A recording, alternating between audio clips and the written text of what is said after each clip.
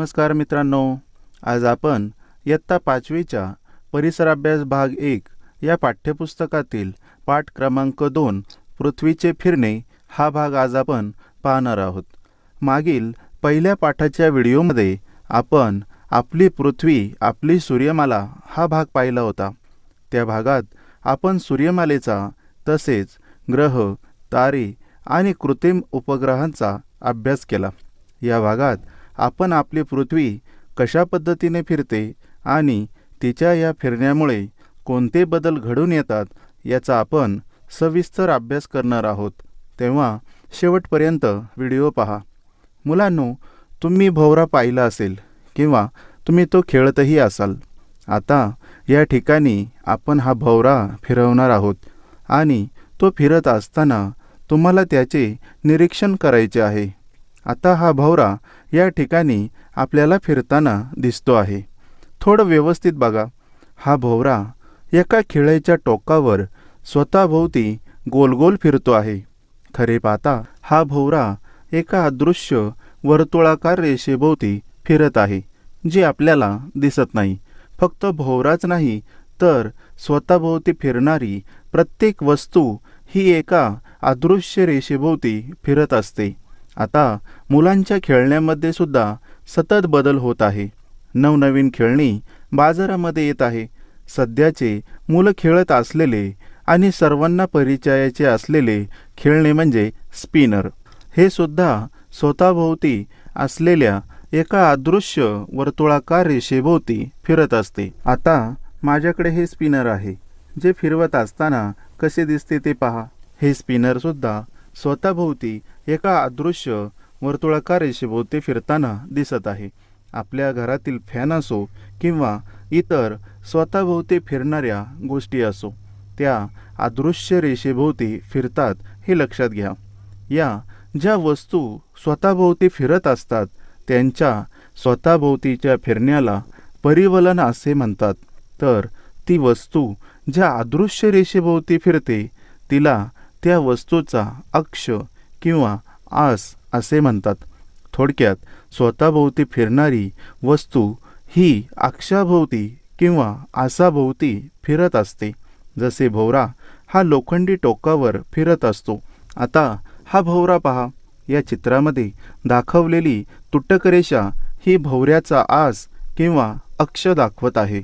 भोवरा जसा स्वतःभोवती फिरतो तशीच आपली पृथ्वी सुद्धा स्वतःभोवती फिरत असते। आता एक गोष्ट आपण प्रत्यक्ष करूनच बघू। हा आहे एक पृथ्वी गोल, जो फिरवल्यानंतर आपल्याला असा फिरताना दिसेल। आता एका दोरीला बांधलेला ओळंबा आपण पृथ्वी गोलाजवळ धरणार आहोत। तुम्ही ओळंबा पाहिला आहे की नाही हे माहीत नाही, पण ओळंबा बांधकाम करणाऱ्या गवंड्याकडे असतो। या लोखंडी आणि वजनदार ओळंब्याच्या साहाय्याने एकावर एक रचल्या जाणाऱ्या विटा एका सरळ रेषेमध्ये येतात की नाही हे पाहत असतो। असा हा ओळंबा आपण पृथ्वी गोलाजवळ धरणार आहोत। आता या पुढचं सर्व बारकाईने बघा आणि समजून घ्या। पृथ्वी स्वतःभोवती फिरते म्हणजे स्वतःच्या अक्षाभोवती फिरते। तो अक्ष म्हणजे आस आपण प्रथमतः काढूया। हे आहे आपल्या पृथ्वीचं वरचं टोक, ज्याला नॉर्थ पोल म्हणजे उत्तर ध्रुव असे म्हणतात, आणि हे आहे पृथ्वीचं खालचं टोक, ज्याला साऊथ पोल म्हणजे दक्षिण ध्रुव असे म्हणतात। आता इंग्रजी एन आणि एस या अक्षरांनी आपण उत्तर ध्रुव आणि दक्षिण ध्रुव दाखवलेला आहे। आता हे दोन्ही उत्तर दक्षिण ध्रुव आपण एका रेषेने जोडूया। हे एकमेकांना जोडल्यानंतर तयार झालेली रेषा म्हणजे पृथ्वीचा अक्ष, ज्या अक्षाभोवती आपली पृथ्वी फिरत असते। आता आपण हा ओळंबा पृथ्वी गोलाजवळ धरणार आहोत। ओळंबा सरळ रेषेत लावल्यावर एक गोष्ट आपल्याला लक्षात येईल की ओळंबा आणि पृथ्वीचा अक्ष या दोन रेषा एकमेकांशी कोन करतात। भोवऱ्याचा अक्ष जसा एका सरळ रेषेमध्ये होता तसा पृथ्वीचा अक्ष मात्र एका सरळ रेषेमध्ये दिसत नाही। तो थोडा कललेला आहे किंवा थोडा तिरपा आहे। अशा कललेल्या स्थितीमध्ये आपली पृथ्वी स्वतःभोवती फिरत असते, परिवलन करत असते। आता पुढे बघा, उत्तर आणि दक्षिण ध्रुवाच्या मधोमध पृथ्वीच्या पृष्ठभागावर वर्तुळ काढल्यास पृथ्वीचे 2 समान भाग होतात. पृथ्वीच्या पृष्ठभागावर काढलेले वर्तुळ म्हणजे काही जमिनीवर रेषा मारत नाही, तर अशी कल्पना केली जाते. अशा काल्पनिक वर्तुळाला विषुववृत्त असे म्हणतात. हे विषुववृत्त पृथ्वीचे 2 समान भागामध्ये विभाजन करते. यापैकी वरच्या अर्धवर्तुळकार भागाला उत्तर गोलार्ध, तर खालील अर्धवर्तुळकार भागाला दक्षिण गोलार्ध असे म्हणतात. मुलांनो, आता एक गोष्ट आपल्याला करून बघायची आहे. मधोमध आपल्याला एक मेणबत्ती उभी ठेवायची आहे. या मेणबत्तीभोवती एका ठराविक अंतरावर एक मोठे वर्तुळ काढायचे आहे आणि या वर्तुळाच्या एका बिंदूवर पृथ्वी गोल ठेवायचा आहे. महत्त्वाचं म्हणजे हा प्रयोग खोलीत अंधार केल्यावर करायचा आहे. यासाठी आधी व्यवस्थित मांडणी करून लाईट बंद करावी लागणार आहे. आता मध्यभागावर लावलेली मेणबत्ती म्हणजे सूर्य आहे असे समजायचं आहे. आता आपण मेणबत्ती पेटवणार आहोत. मेणबत्ती पेटवल्यावर पृथ्वी गोलाच्या समोरच्या बाजूवर प्रकाश पडेल, तर मागच्या बाजूवर अंधार दिसेल. आता या पृथ्वी गोलाकडे उत्तर ध्रुवाकडून पहा, म्हणजे वरच्या बाजूने बघा. आता पृथ्वी गोल घड्याळाच्या काट्याच्या विरुद्ध दिशेने फिरवायचा आहे. आपले घड्याळाचे काटे हे उजवीकडून डावीकडे फिरत असतात. याच्या उलट पृथ्वी गोल डावीकडून उजवीकडे फिरवायचा आहे. याचा अर्थ आपली पृथ्वी स्वतःभोवती याच दिशेने म्हणजे पश्चिमेकडून पूर्वेकडे फिरत असते. पृथ्वी गोल फिरवल्यावर हळूहळू एक एक भाग मेणबत्तीच्या प्रकाशासमोर येईल आणि एक एक भाग अंधारामध्ये जाताना दिसेल. आता जेथे प्रकाश पडलेला आहे तेथे दिवस आहे, तर जेथे अंधार आहे त्या भागामध्ये रात्र आहे असे आपण म्हणतो. थोडक्यात पृथ्वी स्वतःभोवती फिरत असल्याने पृथ्वीचा जो भाग सूर्याच्या समोर येईल तेथे दिवस असेल आणि जो भाग सूर्याच्या समोर नसेल तेथे अंधार म्हणजे रात्र होईल. हे दिवस आणि रात्रीचे चक्र वर्षानुवर्ष चालू असते. दिवसानंतर रात्र आणि रात्रीनंतर दिवस हे एकामागून एक येतच असतात आणि हे पृथ्वीच्या स्वतःभोवतीच्या फिरण्यामुळे शक्य होते. जर पृथ्वी स्वतःभोवती फिरली नाही तर दिवस रात्रीचे हे चक्रसुद्धा थांबू शकते. आता जो प्रयोग आपण करून पाहिला, यात जर मुलांकडे पृथ्वी गोल नसेल तर आपल्या घरी मोठ्या आकाराचे प्लास्टिकचे चेंडू असतात, त्यांचा जरी वापर केला तरी चालेल. तसेच मेणबत्ती जर नसेल तर बॅटरी किंवा एखाद्या टॉर्च लाईटचा सुद्धा तुम्ही वापर करू शकता. आता पुढच्या प्रयोगात अशीच रचना करायची आहे.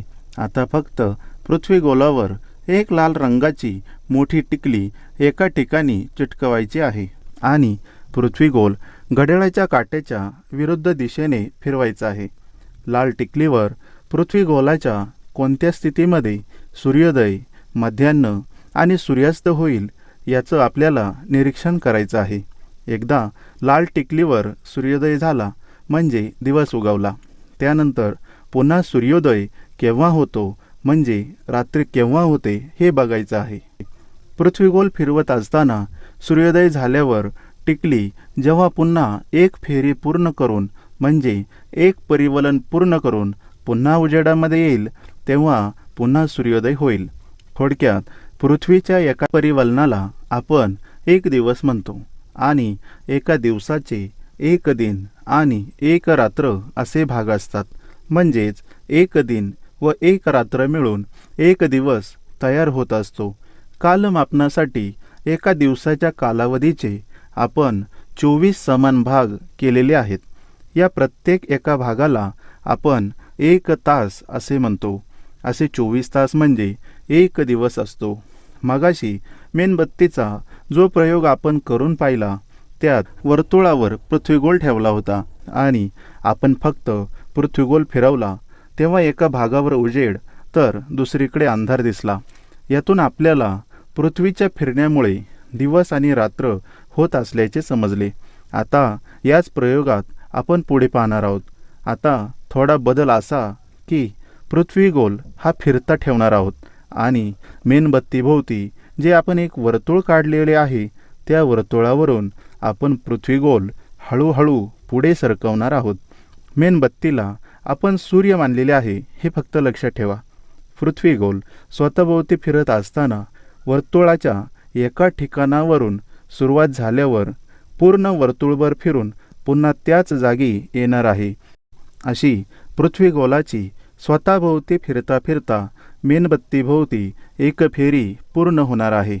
याचप्रमाणे पृथ्वीसुद्धा स्वतःभोवती फिरता फिरता सूर्याभोवती फिरत असते. पृथ्वीच्या सूर्याभोवतीच्या या फिरण्याला परिभ्रमण असे म्हणतात. परिवलन व परिभ्रमण या दोन्ही शब्दातील फरक नेहमी लक्षात ठेवा. परिवलन म्हणजे पृथ्वीचे स्वतःभोवतीचे फिरणे आणि परिभ्रमण म्हणजे पृथ्वीचे सूर्याभोवतीचे फिरणे. पृथ्वी सूर्याभोवती एक फेरी पूर्ण करते. त्यासाठी जेवढा कालावधी लागतो त्याला वर्ष म्हणतात आणि एका वर्षामध्ये सुमारे 365 दिवस आणि 6 तास असतात.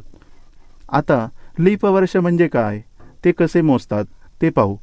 आता आपण पाहिले की एका वर्षामध्ये 365 दिवस आणि 6 तास असतात. ग्रेगरियन पद्धतीच्या दिनदर्शिकेमध्ये वर्षाचे फक्त 365 दिवसच धरले जातात. याचा अर्थ असा होतो की वरचे जे 6 तास असतात ते धरले जात नाही. मग हे 6 तास कुठे आणि कशा पद्धतीने धरले जातात ते बघा. ग्रेगरियन पद्धतीत 365 दिवस धरतात म्हणजे 6 तास कमी धरतात. 4 वर्षामध्ये असे 24 तास होतात आणि आपल्याला आता माहीत झाले आहे की 24 तास म्हणजे 1 दिवस. असा पूर्ण 1 दिवस कमी धरला जातो. हा 1 दिवस भरून काढण्यासाठी ग्रेगरियन दिनदर्शिकेमध्ये प्रत्येक 4थ्या वर्षामध्ये फेब्रुवारी महिन्यात एक जास्त दिवस जोडला जातो.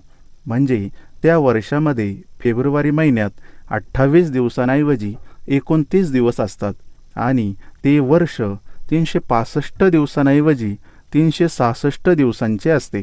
या वर्षाला लीप वर्ष असे म्हणतात.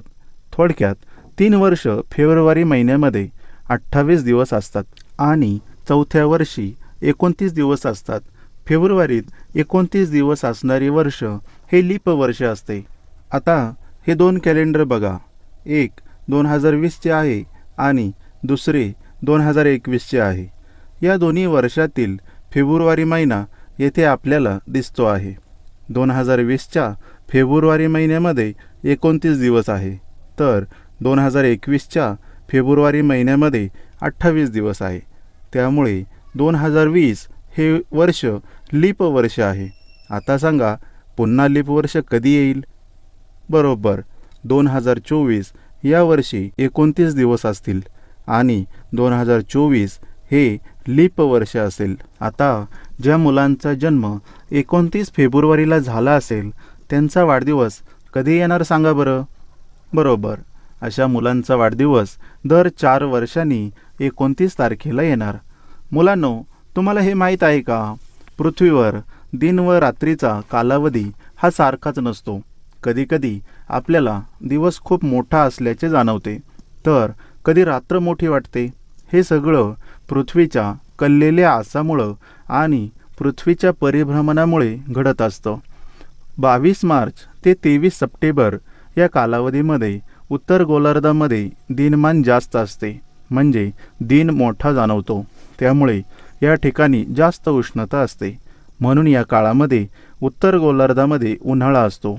या उलट दक्षिण गोलार्धात मात्र रात्र मोठी असते. त्यामुळे या भागामध्ये उष्णता कमी असल्याने दक्षिण गोलार्धामध्ये हिवाळा म्हणजे थंडी असते. 23 सप्टेंबर ते 22 मार्चमध्ये दक्षिण गोलार्धामध्ये दिनमान जास्त होत जाते. त्यामुळे दक्षिण गोलार्धामध्ये उष्णतेचे प्रमाण वाढते. म्हणून या काळामध्ये दक्षिण गोलार्धामध्ये उन्हाळा असतो. या उलट उत्तर गोलार्धामध्ये रात्र मोठी असल्याने उष्णतेचे प्रमाण कमी होते. त्यामुळे उत्तर गोलार्धामध्ये हिवाळा असतो. थोडक्यात एका गोलार्धात उन्हाळा असेल तर दुसऱ्या गोलार्धामध्ये याच्या उलट वातावरण असेल. लीप वर्षामध्ये 1 दिवस वाढत असल्याने वर ज्या तारखा आपण पाहिल्या त्यामध्ये लीप वर्षामुळे एखाद्या तारखेमध्ये बदल होऊ शकतो. भारतात प्रामुख्याने उन्हाळा, पावसाळा आणि हिवाळा असे 3 मुख्य ऋतू मानले जातात.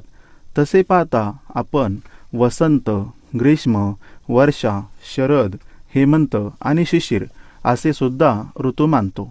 असे 6 ऋतूंचे सुद्धा चक्र असते. 6 ऋतूंमध्ये निसर्गात आपल्याला वेगवेगळे बदल झालेले जाणवतात. जसे वसंत ऋतूमध्ये झाडांना नवी पालवी फुटते, झाड फुलांनी मोहरते, निसर्गात नवचैतन्य फुलते. तर ग्रीष्म ऋतूमध्ये खूपच ऊन असते, झाडांची पाने गळून गेलेली असतात, सगळीकडे उकाडा आपल्याला जाणवतो. तर वर्षा ऋतूमध्ये पावसाला सुरुवात होते आणि तापलेली धरणी शांत होते. असे 6 ऋतू उन्हाळा, पावसाळा आणि हिवाळा यांचे प्रतिनिधित्व करतात. या आपल्या 6 ऋतूंच्या चक्रामध्ये निसर्गामध्ये वेगवेगळे बदल होत असतात. या ऋतुमानाशी निगडीत असे सण उत्सव आपल्या भारतामध्ये साजरे केले जातात आणि विविध गाणी आणि खेळसुद्धा खेळले जातात. तेव्हा कोणत्या ऋतूमध्ये कोणते सण साजरे होतात ते आपल्या कमेंट बॉक्समध्ये नक्की लिहा. मित्रांनो, लहानपणापासून मुलांच्या भावविश्वामध्ये चंद्राला खूप मोठे स्थान दिलेले आहे. चांदोमामा म्हणून त्याच्याशी आपण आगळं वेगळं नातंसुद्धा जोडलेलं आहे.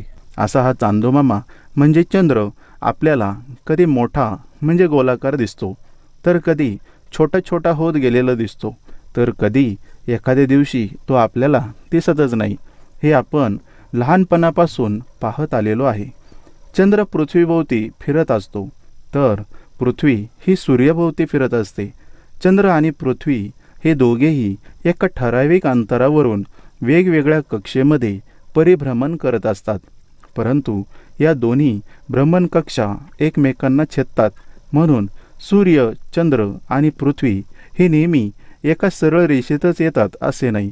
हे कधीतरी घडत असते आणि जेव्हा असे घडते तेव्हा ग्रहण लागत असते. आपल्याला माहीत आहे की चंद्र हा गोलाकार आहे, म्हणजे एखाद्या चेंडूसारखा आहे आणि असे गोलाकार आकाराची नेहमी एकच बाजू आपल्याला दिसते. तशीच चंद्राची सुद्धा एक बाजू आपल्याला आकाशामध्ये दिसत असते. चंद्र जरी रात्रीच्या वेळी प्रकाशित दिसत असला तरी चंद्राला स्वतःचा असा प्रकाश नाही. मग तुम्ही म्हणाल, सर मग चंद्राचा उजेड कसा काय दिसतो? तर त्यामागचे कारण असे आहे की सूर्याचा प्रकाश हा चंद्रावर पडतो, त्यामुळे चंद्र आपल्याला प्रकाशित दिसतो. मग दिवसा चंद्र का दिसत नाही? कारण दिवसा आपल्याकडे सूर्याचा प्रकाश असतो आणि सूर्याचा प्रकाश किती प्रखर आहे हे तुम्हाला माहीतच आहे. अशा वेळेस चंद्र आपल्याला दिवसा दिसत नाही आणि मुळात चंद्राला स्वतःचा प्रकाशसुद्धा नाही. जेव्हा आपल्याकडे रात्र होते आणि सगळीकडे अंधार पसरतो तेव्हा मात्र हा चंद्र आपल्याला दिसू लागतो. पौर्णिमेच्या रात्री आपल्याला चंद्राचा पृथ्वीकडील पूर्ण भाग दिसतो, तर अमावस्येच्या रात्री चंद्राचा कुठलाच भाग आपल्याला दिसत नाही. अशा वेळेस सगळीकडे काळोख पसरलेला असतो. पौर्णिमेच्या दिवशी चंद्र पूर्ण गोलाकार दिसतो. या दिवसानंतर अमावस्येपर्यंत चंद्राचा आकार हळूहळू कमी होत जातो आणि अमावस्येला काहीच दिसत नाही. अमावस्येनंतर मात्र पुन्हा चंद्राचा आकार वाढत जाऊन येणाऱ्या पुढच्या पौर्णिमेपर्यंत पूर्ण गोलाकार दिसू लागतो. चंद्राच्या या सतत बदलणाऱ्या आकारांना चंद्राच्या कला असे म्हणतात. अमावस्या आणि पौर्णिमेतला फरक लक्षात घ्या. पौर्णिमेला चंद्र पूर्ण गोलाकार दिसतो, तर अमावस्येला चंद्र अजिबात दिसत नाही. अमावस्येपासून पौर्णिमेच्या स्थितीमध्ये येण्यास चंद्राला 14 ते 15 दिवस लागतात.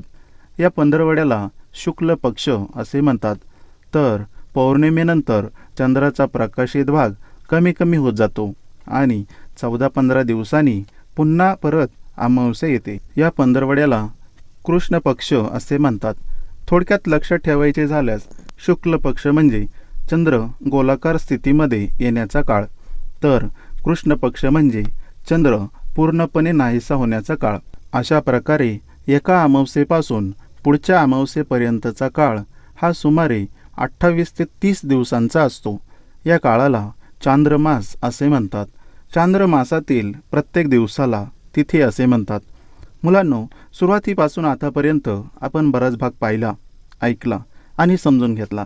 आता या पाठातून आपण काय काय शिकलो ते पाहूया. या पाठातून आपण पहिली गोष्ट शिकलो ते म्हणजे पृथ्वीच्या परिवलनामुळे दिवस आणि रात्र होतात. दुसरी गोष्ट म्हणजे पृथ्वीचे सूर्याभोवतीचे परिभ्रमण आणि पृथ्वीचा कललेला अक्ष यामुळे पृथ्वीवरती ऋतू होतात. त्याचबरोबर चंद्राच्या पृथ्वीभोवतीच्या परिभ्रमणामुळे आपल्याला चंद्राच्या कला दिसतात. तसेच एका अमावस्येपासून पुढच्या अमावस्येपर्यंतच्या काळाला चांद्रमास असे म्हणतात, हे सुद्धा शिकायला मिळाले. त्याचबरोबर शुक्ल पक्ष, कृष्ण पक्ष आणि तिथीसुद्धा पाहिल्या. चांद्रमासातील प्रत्येक दिवसांना तिथी असे म्हणतात. अशा अनेक गोष्टी आपण सविस्तरपणे पाहिल्या. शेवटपर्यंत व्हिडिओ पाहिल्याबद्दल आपल्या सर्वांचे मनापासून आभार. पुन्हा भेटूया अशाच नव्या व्हिडिओसोबत. तोपर्यंत पाहत राहा, शिकत राहा. धन्यवाद.